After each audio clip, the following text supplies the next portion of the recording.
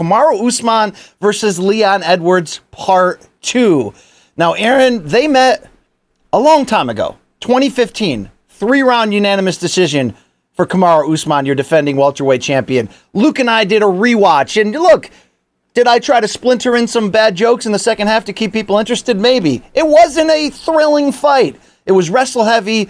It was Kamaru Usman 1.0 in his second UFC fight, second fight since winning the Ultimate Fighter tournament. And for Leon Edwards, it was his fourth. But look, AB, this was a preliminary card UFC fight, like early prelim main event back when this fight happened. A lot's changed in 7 years. You can hear people say none of what happened in 2015 matters. What say you? Is there anything we can take from that first meeting foundationally that still applies to this rematch all of these years later? I'd say the only thing that applies is the knowledge for Kamaru Usman that he's beaten Leon Edwards in the past. Because that will always, and same with the flip side of that, where Leon Edwards knows that he's lost to this guy before. I think that's really the only thing you can take away, because if you go back and watch it, these guys are shells of themselves, of what they've become. Like, this is the early evolution of these guys. So I think that when you look at what they've become now, it's going to be a completely different fight. But I think the one takeaway for those two guys is the knowledge of what happened in the first fight, because that's always back there. He's going to be standing across the cage from Kamaru Usman knowing this is the guy who beat me. And Usman's going to have the same thing. He's going to look across the cage, see Leon Edwards, say, we've been here before, and I beat this guy last time. That is something that I don't think you can block out. But just foundationally, these are two different fighters now. And I think that's what makes this an exciting fight, because we're going to see the best versions of these guys. Edwards hasn't lost since that fight. Usman's never lost in the UFC. So we've got two elite fighters right now going toe-to-toe. And I think that really Usman's got a lot to lose here and not a whole lot to gain. That's an interesting take, and I don't disagree with that, especially considering all the talk seems to be focused on if Khamzat Chimaev gets back by Nate Diaz coming up, that, look, this is the fight. This is the defining potential welterweight title defense for Usman. And I want to get into Usman and the legacy and all that in a second. He is 15-0 in the UFC, your pound-for-pound king. Leon Edwards, 9-0 with one no contest in the 10 fights since their first meeting. But AB, you mentioned something there. You said, look, you can't really apply what happened then to now. I wrote a story, looking at the storylines ahead of this card for CBS Sports this week, where I did say this. It's not an apples to comparison. They're both different in many ways. The evolution of Usman's striking speaks loudly since joining forces with Trevor Whitman. But isn't that same foundational lesson we learned that first fight still true, although it depends upon which version of Usman comes out? What I'm really trying to say is we learned in the first fight that we know he's a better wrestler. We know he can control the terms of the fights should he make a consistent push to take Leon Edwards down. You can counter that by saying that one-dimensional wrestler version of Kamaru Usman, he hasn't come around in a while. So I guess I bring this up to spin the question back at you and say, would it be more advantageous for Usman to dial back into the guy he used to be for this fight?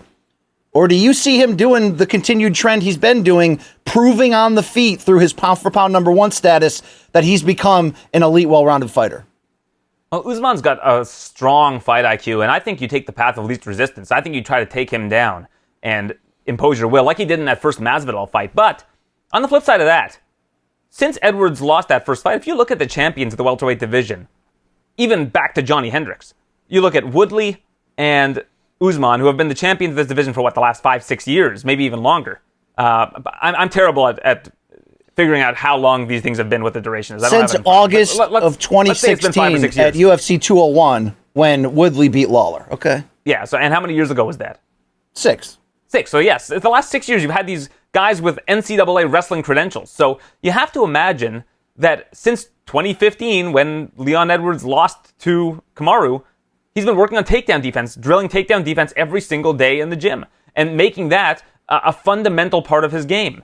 So is it going to be easy for Kamaru Usman to impose his will on Leon Edwards and apply that same game plan from the first fight in this one? I just think they're two different fighters. I think that's something he should attempt to do. He should test the waters there, see if he's able to take Edwards down, because I think if he does take Edwards down, it's going to take a lot for Edwards to get back to his feet. That's why I say it's the path of least resistance. It's the easiest way for him to retain the title if he is able to exploit that, if there is still a weakness there. But we haven't really seen it from Leon Edwards in recent years. No, it's a fair point. And obviously, this is more suited to Friday's sort of X's and O's breakdown, but it is one of those storylines that centers this, looking back at that first fight, how it may or may not affect the second one. Let's look at Edwards on this current streak since that loss to Kamaru Usman. 9-0, 1-0 contest. It's weird. In the pregame preview we shot with Chuck Mindenhall Morning Combat that you can check out right now on youtube.com/Morning Combat, I kind of made this weird argument, AB, that Rocky, not Pennington, although it's fair to argue whether I'm the Tisha, to Luke in the Rocky, that relationship, but Rocky Edwards, he's been so underrated for so long that I almost feel like now he's overrated, meaning, look, this win streak has been fantastic, and this is not an easy division to win 9, out of 10 fights without a defeat. But I don't really know if I've seen that one performance or that one name he's beaten that really gives me the confidence that he's a live dog entering this fight. How would you react to such a casual comment as that? Well, I think that you raise a good point, though. Like, if you look at the pandemic starting in March 2020, he was supposed to fight, I beye, on the card against Woodley that week, the week of the first cancellations of cards. And if you look at what's happened since then, you have the Bilal Muhammad fight with the eye poke. Very, very, little clarity as to where Edwards is at, because first round Leon Edwards has always been good. But it's kind of in the later rounds, if he was to be tested against the guy with the wrestling pedigree of Bilal Muhammad, where we would have really seen what Leon Edwards is about. We didn't get to see that. And then the Nate Diaz fight, which I think is kind of lopsided matchmaking. He was, a 5-1 favorite in that. And he cruised in that fight until he didn't. Until it was the 5th round. Diaz tags him. And that's the lasting memory in the minds of the mixed martial arts enthusiast. So what have we seen from Leon Edwards in the last 2.5 years that would convince you that he's ready for this step up in competition? That's what this is. Like, this is a major step up in competition from one round against Bilal Muhammad to Nate Diaz to now Kamaru Usman.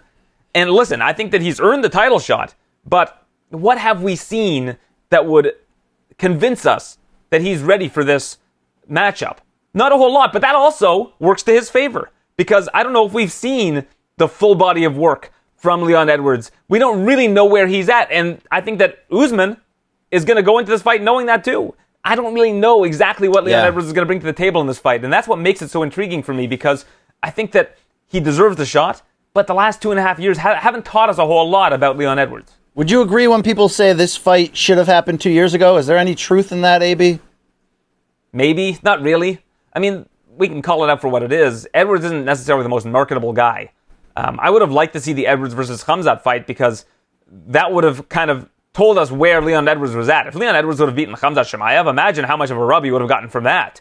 I think that a lot of people would have really bought into Leon Edwards. I'm not sure people are sold on Leon Edwards right now, and I think that it's on him to sell us on him this Saturday. And that's a lot to ask of somebody, but at the same time, the stakes are as high as they're going to get for Leon Edwards, so I imagine we're going to see the most prepared and the best Leon Edwards going into this fight. Yeah, ready or not, it's his time. Our friends at Caesars currently have the odds, plus 310, the underdog Edwards, minus 400, your 4-1 betting favorite, Kamaru Usman. Look, it would make sense.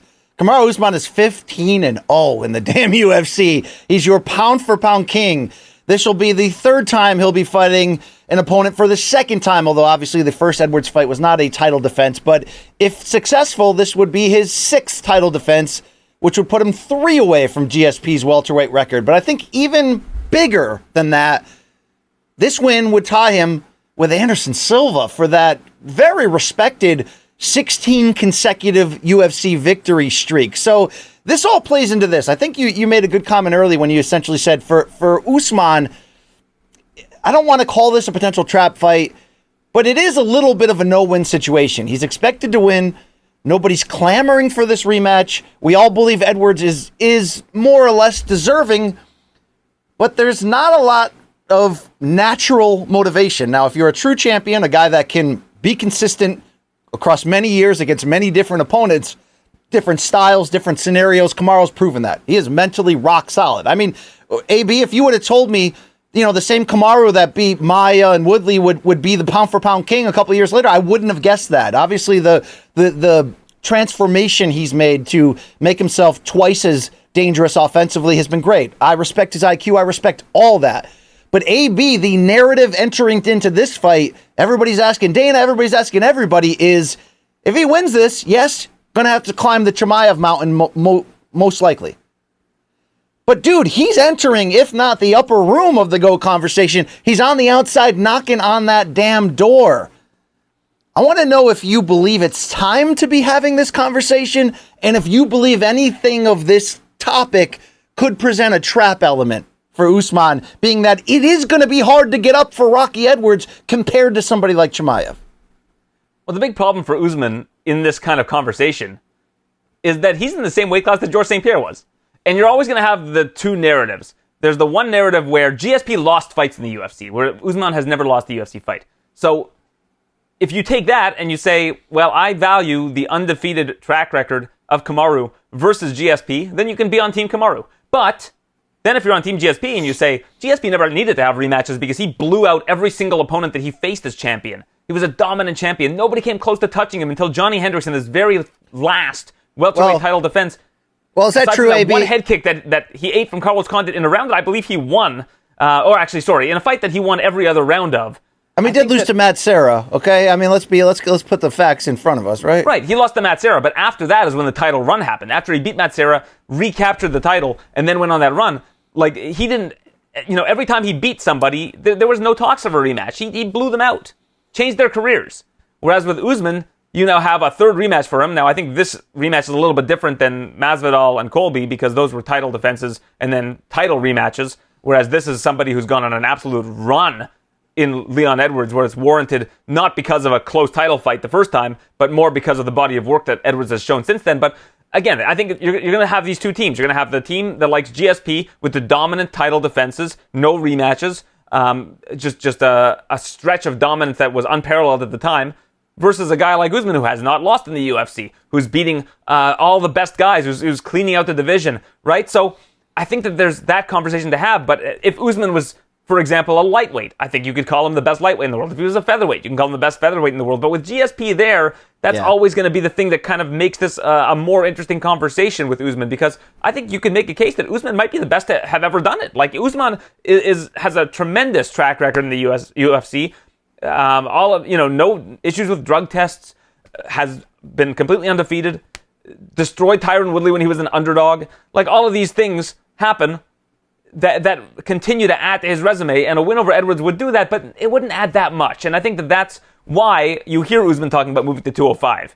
Because if Usman moves to 205 and wins the title at light heavyweight, you're just a hater if you say he's not the greatest of all time, right? Like, he's moved up 2 weight classes. Yeah, it'd be hard. MMA. You would just have to be a hater to not call him the best of all time at that point in time. Am I right? Yes, you're 100% right. That would be monumental.